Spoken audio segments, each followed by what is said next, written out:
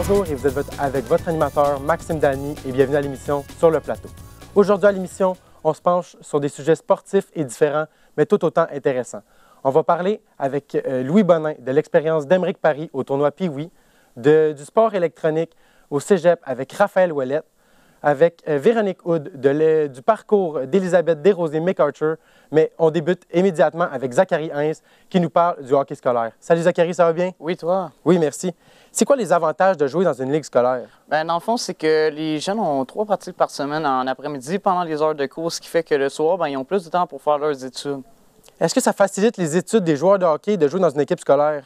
Oui, bien, dans le fond, comme avec Anne-Marie Dussault, la marqueuse, l'entrevue avec laquelle j'ai eu, elle m'a parlé qu'un de ses gars a fait le hockey scolaire puis le hockey public, puis il a dit, dans le fond, qu'il aimait le hockey scolaire plus, à cause que, justement, vu que les pratiques étaient en après-midi, il y avait le soir pour faire ses pratiques, tandis que quand il était avec le public, avec les VIX, dès qu'il revenait de sa pratique, il était obligé de faire ses devoirs, puis le lendemain, il était fatigué. C'est sûr que ses notes ont été copiées à l'école à un donné.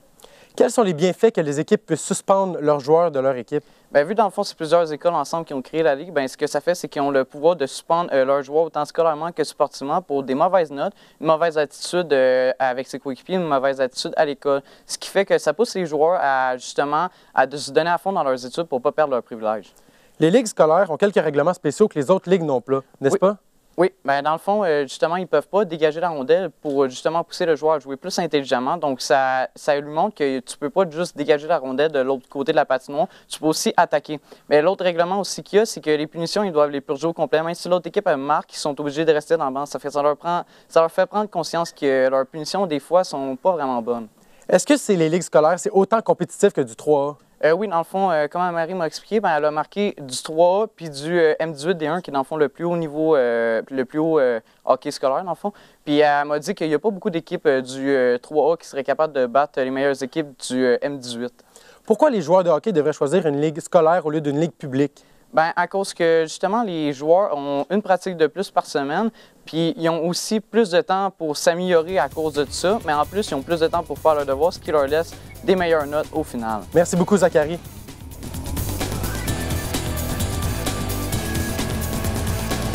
Nous sommes présentement avec Véronique Hood qui nous parle d'Élisabeth Desrosiers-McArthur, une jeune canoë-kayakiste de compétition. Salut Véronique, ça va bien? Bonjour Maxime.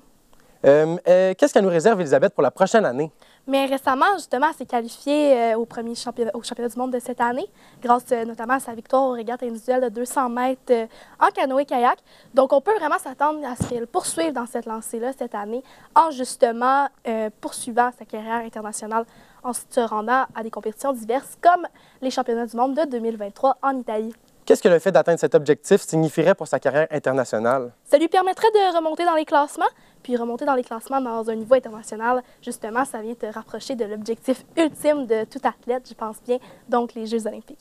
Mais comment ça se déroule ces entraînements présentement? Parce que, comme on sait, les lacs sont présentement indisponibles. Donc, comment les entraînements se passent pour les canoë-kayakistes? Oui, donc Élisabeth Desrosiers-McArthur nous a confié que justement, dès qu'il commence à faire trop froid, il faut qu'il aille justement nager vers l'intérieur.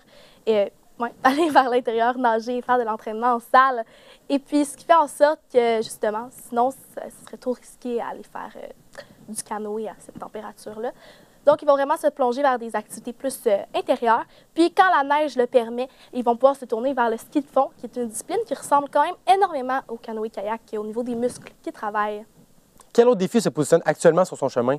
Lors de mon interview avec Élisabeth, elle m'a confié que présentement, elle vivait quelques stress, quelques sources de stress de performance, en fait. Quel genre de stratégie elle utilise pour vaincre ce stress de performance-là? Elle va justement se confier avec son entraîneur, puis va vraiment la soutenir tout au long de son parcours, qui est vraiment important pour les athlètes. Merci beaucoup, Véronique.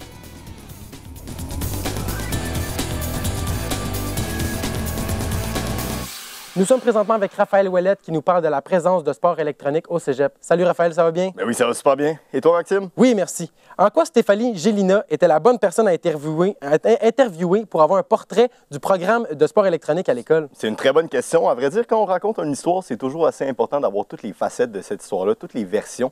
Et ça tombe bien, Stéphanie Gélina, elle a pu faire tout ce qui est du programme e-sport. Elle a été joueuse, elle a été coach. Et maintenant, puisqu'il n'y a plus d'équipe d'Overwatch, son jeu de prédilection, elle est maintenant rendue coordonnatrice de ce programme. Mais est-ce que les étudiants d'e-sport de l'école sont considérés comme une équipe sportive? Absolument. L'école a fait en sorte qu'ils soient considérés au même niveau que l'équipe de football, l'équipe de soccer, la natation. Vraiment, là, ils ont une chance de vraiment sortir du milieu.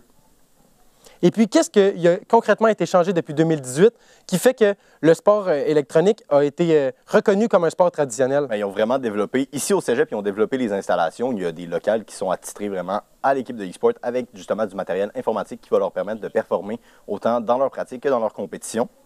On a vraiment reconnu l'e-sport comme un sport avec une fédération même. Mais comment fonctionne ce programme-là? Donc, c'est ça. Au début de l'année, on a toujours des activités d'intégration et à travers ces activités d'intégration-là, il y a la possibilité de rejoindre ce club. Puis comment on fait pour rejoindre ce club-là de sport électronique? Donc, à vrai dire, comme je viens de mentionner, on a des activités, une foire un petit peu aux activités et il y a possibilité de faire des essais et par la suite de choisir parmi une sélection de 3 jeux, et Counter-Strike, Valorant ainsi que League of Legends. Merci beaucoup, Raphaël. Ça fait plaisir.